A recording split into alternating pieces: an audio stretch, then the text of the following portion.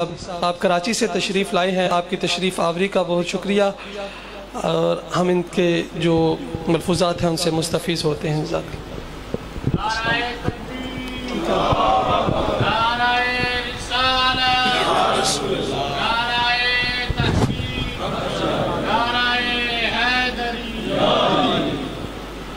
الحمدللہ الحمدللہ الذی وحدہ والصلاة والسلام علی لا نبی بعد وعلی آلہ وصحبہ وبارک وسلم وصلو علیہ الا ان اولیاء اللہ لا خوف علیہم ولا هم يحزنون صدق اللہ مولانا العظیم وبلغنا رسولہ النبی الکریم الامین۔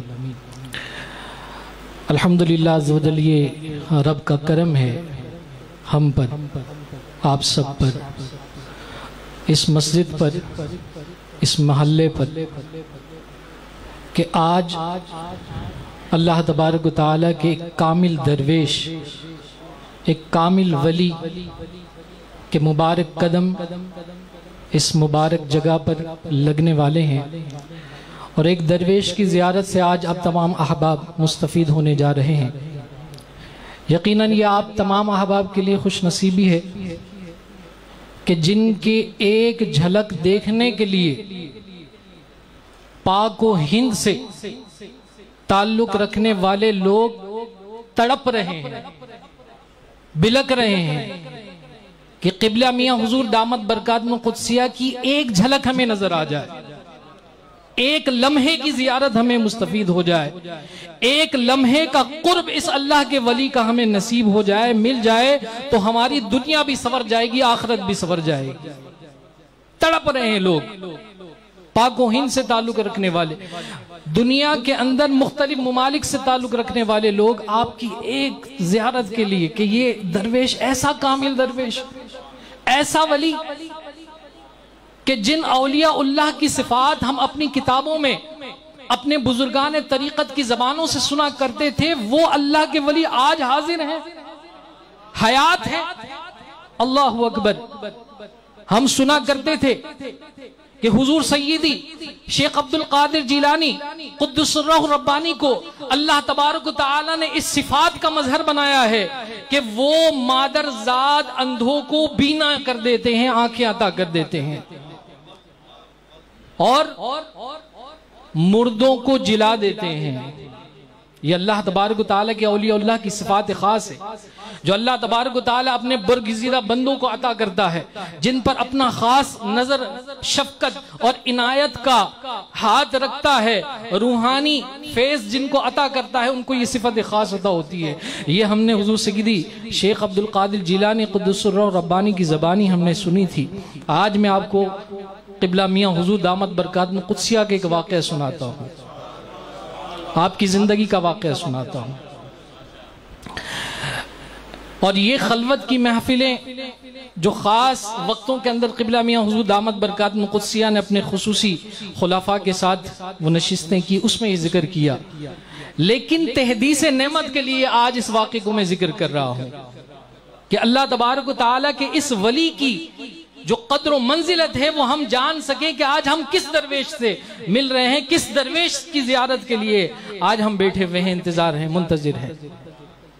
قبلہ میاں حضور دامت برکاتہ قدسیہ فرماتے ہیں کہ مجھے کشف القبور کے عمل کرنے کی بڑی خواہش تھی شروع میں۔ میں نے اپنے پیر و مرشد سے کہا کہ حضور میں چاہتا ہوں کہ کشف القبور کا عمل میں مکمل کروں، اگر آپ کرم نوازی فرمائیں تو میں یہ عمل کر لوں، آپ اجازت عطا کریں تو یہ میں عمل کر لوں۔ تو آپ کے پیر و مرشد حضور سید خواجہ منظور حسین شاہ شتاری مداروی رحمت اللہ تعالی علیہ، آپ نے خصوصی شفقت عطا فرمائی اور کہا میاں طارق تم کشف القبور کا عمل کرنا چاہتے ہو؟ کہا حضور بالکل کرنا چاہتے ہو۔ کہا جاؤ ہم نے تمہیں اجازت دی، کشف القبور کا عمل کرو۔ کہا حضور کس طرح کرنا ہے، طریقہ بھی سمجھا دے۔ کہا سورہ مزمل پڑھنی ہے، قبرستان میں پڑھنی ہے، 40 دن تک پڑھنی ہے، کھڑے ہو کر پڑھنی ہے، اور اس کی تعداد یہ مخصوص تعداد ہے، اس مخصوص تعداد کے ساتھ مخصوص شرائط کے ساتھ ایک قبر کے اوپر کھڑے ہو کر پوری رات تم نے یہ پڑھنا ہے، عشاء کی نماز سے لے کر فجر تک۔ جس تم نے پڑھنی ہے، تنہا پڑھنی ہے، احرام باندھ کے پڑھنی ہے، کوئی ساتھ نہیں ہونا چاہیے، اور یہ پڑھو۔ آپ نے سورہ مزمل پڑھنا شروع کی اور پڑھتے رہے یہاں تک کہ 40 دن گزر گئے۔ اب جب 40 دن پورے ہو گئے تو کوئی مشاہدہ نہیں ہوا، کوئی معاملہ نہیں ہوا۔ آپ نے گمان کیا کہ شاید میرا جو عمل ہے وہ پختہ نہیں ہوا، چونکہ اس عمل کا کہ جو ثمرات ہیں کشف کی صورت میں وہ ظاہر ہی نہیں ہوئے، تو شاید اس عمل میں کچھ کمی رہ گئی ہے۔ آپ نے کنٹینیو دوبارہ جو ہے وہ نیت کر کے دوبارہ 40 دن کے عمل کی نیت کر لی، اور یہ آسان بات نہیں ہے 1 گھنٹہ کسی قبرستان میں کوئی کھڑا ہو کر دکھا دے رات 12 بجے، وہاں کے اندھیرے کو دیکھ کر، خوف کو دیکھ کر ہی بندہ بھاگ جائے گا۔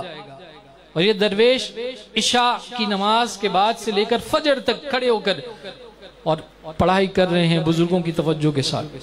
آپ فرماتے ہیں دوسرے میں نے چلے کی نیت کر لی اور اس کو پڑھتا رہا، یہاں تک کہ اس دوسرے چلے کے بھی 40 دن مکمل ہونے والے تھے، تو میں کیا دیکھتا ہوں کہ ایک بچھو جو ہے دور سے قبر پر ایسے چلتا ہوا باقاعدہ مجھے نظر آ رہا ہے۔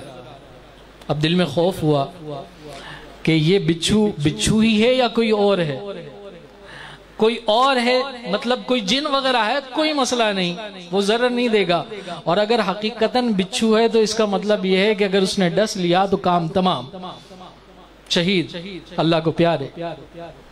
کہا بس گمان کیا، آہستہ آہستہ وہ بچھو اتنا قریب آ گیا کہ میرے پیر کے پاؤں کے انگوٹھے تک پہنچ گیا، اور جیسے میں نے سورہ مزمل مکمل کی، 40واں دن تھا اور اس کی آخری جو ہے آیت تھی، اس آیت کا مکمل کرنا تھا کہ اس بچھو نے ڈنگ مارا۔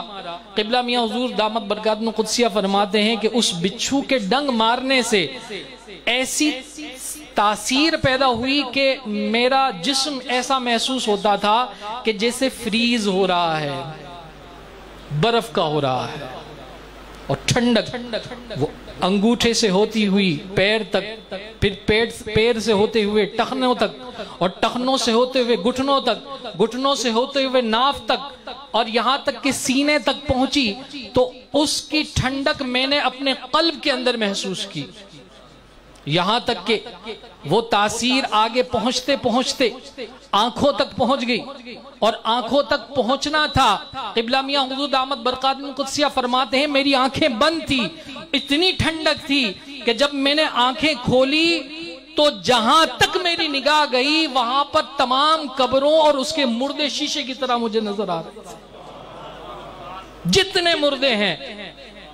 نیو کراچی کے قبرستان کی بات کر رہا ہوں، اس دور کے ولی کامل کی بات کر رہا ہوں، آنے والے اس درویش ولی کی بات کر رہا ہوں، قبلہ میاں حضور دامت برکاتہ القدسیہ کی بات کر رہا ہوں، کہ جہاں تک فرماتے میری نگاہ گئی اس قبرستان کے اندر جتنے مردے تھے ان تمام کی قبریں شیشوں کی طرح مجھے نظر آ رہی تھی، اور اللہ تبارک و تعالی نے ان کے احوال بھی مجھ پر منکشف کیے کہ ان پر کیا معاملات گزر رہے تھے۔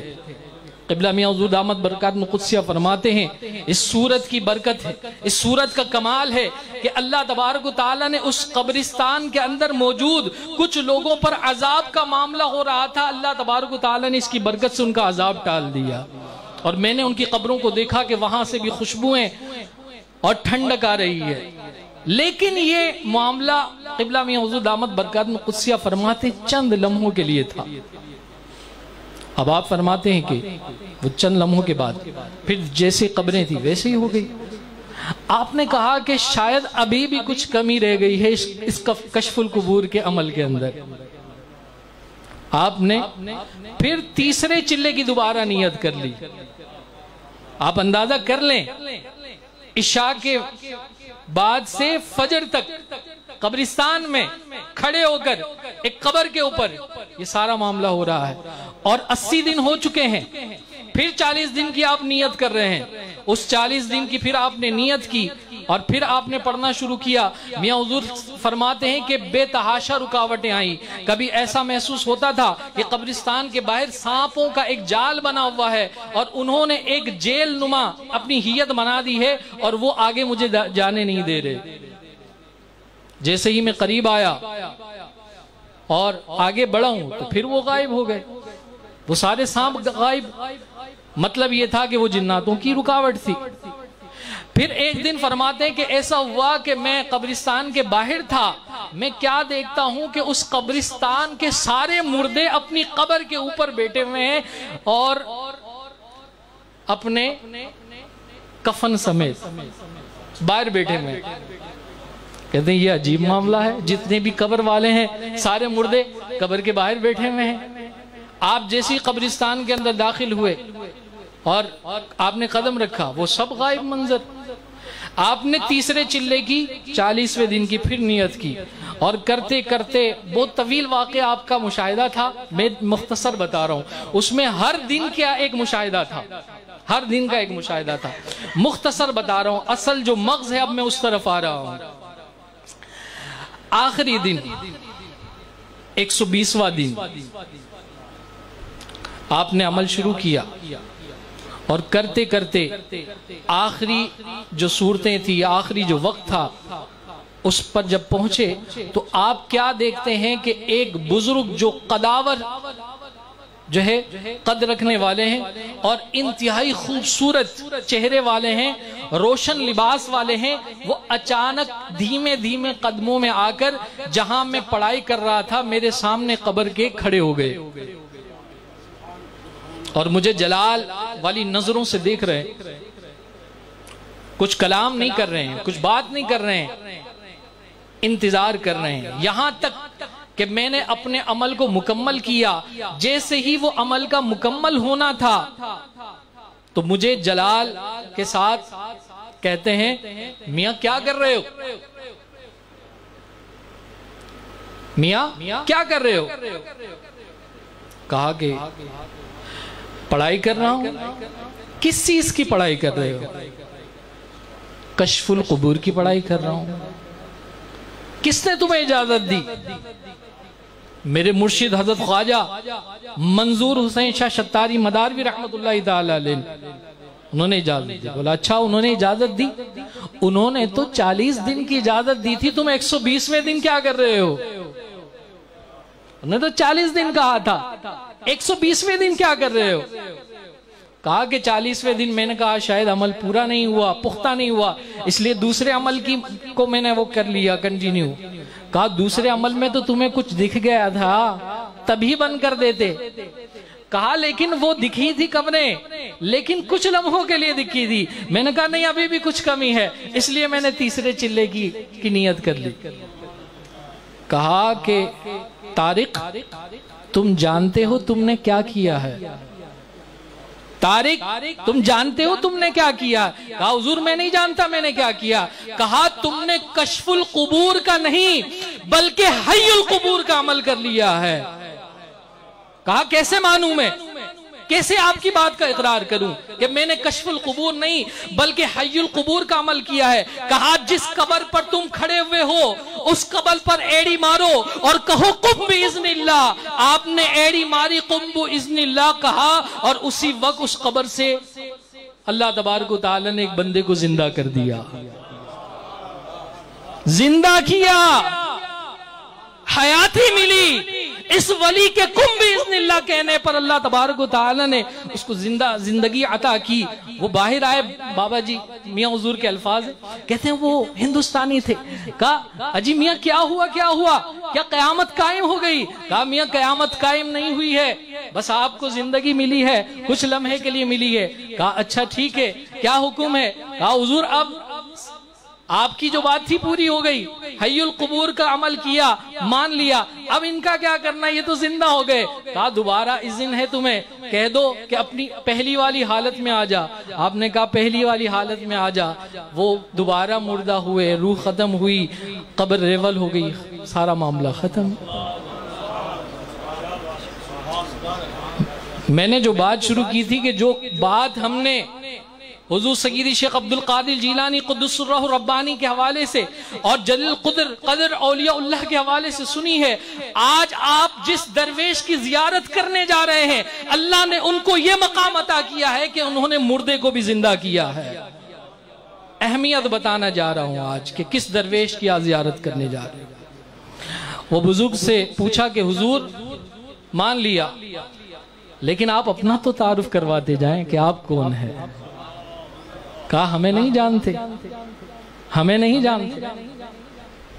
کہا ہمیں عبد رسول کہا جاتا ہے اور ہماری ڈیوٹی حضور جان عالم صلی اللہ تعالی علیہ وآلہ وسلم کے قدمین شریفین کے اوپر ہے اور وہاں پر کھڑے رہ کر صرف درود و سلام پڑھنا یہ ہمارا مشغلہ ہے, یہ ہمارا معمول ہے. اور ہمارے تابع شہنشاہ جنات کا پورا ایک لشکر ہے. جب تمہیں کوئی ضرورت ہو, کوئی معاملہ ہو تو ہمیں زحمت نہیں دینا, ہمیں وہاں سے نہیں بلانا, کسی شہنشاہ جنات کو بلا دینا, وہ تمہاری بات کو پورا کر دے گا. آپ قبلہ میاں حضور دامت برکات قدسیہ اپنے پیر و مرشد حضرت خواجہ منظور حسین شاہ سرکار رحمت اللہ تعالی علیہ کے بارگاہ میں آئے اور کہا طارق تمہیں تو 40 دن کی اجازت دی تھی, کیا کیا تم نے؟ کہا حضور بس آپ سبھی جانتے ہیں میں نے کیا کیا. اور یہ جو کچھ ہوا ہے شاید اللہ کی مرضی یہی تھی کہ اللہ تبارک و تعالی یہ خاص انعام مجھے آپ ہی کی بدولت عطا فرمانا چاہتا تھا, اس لیے یہ انعام مجھے مل گیا. بولا ان کو جانتے ہو جو آئے تھے؟ کہا انہوں نے عبد رسول کے حوالے سے تعارف کروایا تھا. کہا ہاں بڑے ہی شفیق موکل اور بزرگوں میں سے آپ کا شمار ہوتا ہے اور سورہ مزمل کے خاص الخاص موکل عبد رسول وہ تھے, ان کی تم نے زیارت کی ہے. اور وہ ایسے کسی کے پاس نہیں آتے ہیں جن کے لیے آقا علیہ السلام کی طرف سے اذن خاص ہوتا ہے. کہا جاتا ہے کہ اے عبد رسول جا, میرا وہ درویش, وہ میرا بندہ قبرستان پہ کھڑے ہو کر میری اس مبارک سورت کو, سورہ مزمل کو پڑھ رہا ہے, اس پر کرم نوازی کے دروازے کھول دے. تو حضور کے اذن پر وہ جاتے ہیں.